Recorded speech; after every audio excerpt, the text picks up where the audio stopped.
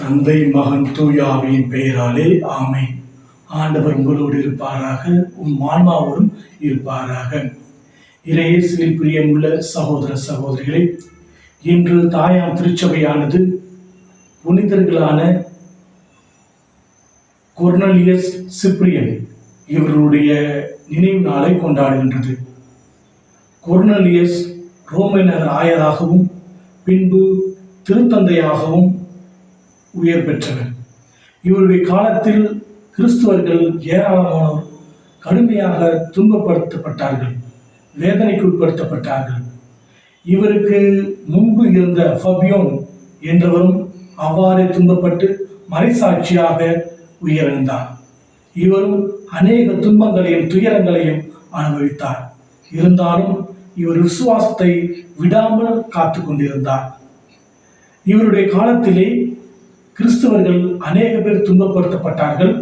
அதில் பாதி பேர் கிறிஸ்துவை விட்டு விலகிச் சென்றார்கள், தவறான தெய்வங்களுக்கு வழிபாடு செலுத்தினார்கள்.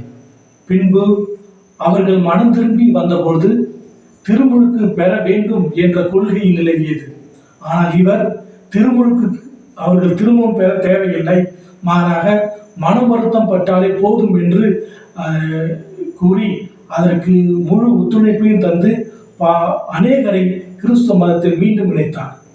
இதை விரும்பாத பல பேர் இவருக்கு எதிராக சூழ்ச்சி செய்து இவரை நாடு கடத்தினார்கள்.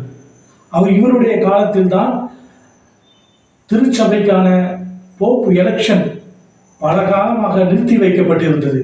ஆனால் இவரை மக்கள் ஒருமனதாக தேர்ந்தெடுத்தார்கள். இவர் தயக்கத்துடனே அதை தேர்ந்தெடுத்து அதை ஒத்துக்கொண்டு இவர் சிறப்பாக முறையில் தன்னுடைய பணியை செய்தார். இவருக்கு உதவியாகத்தான் சிப்ரியன் இருந்தார். இவருடைய கொர்னலியஸுடைய அனைத்து கொள்கைகளையும் இவர் ஏற்று ஆதரவளித்து இவரும் ஒரு மறைசாட்சியாகவே உயிர் துறந்தார்.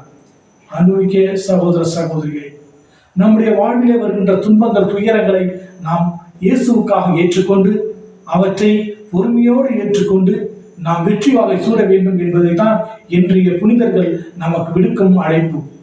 நாமும் இயேசு இறைவனோடு சேர்ந்து கைபிடித்து கரம் பிடித்து நடப்போம். இறைவன் நம்மை காப்பார்.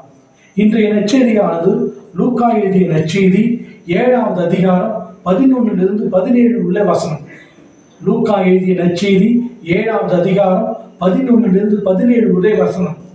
இது நமக்கு கூறும் செய்தி என்னவென்றால், நயின் என்னும் கிராமத்தில் இளைஞ ஒருவனை உயிர்ப்பிக்கின்றார் இயேசு.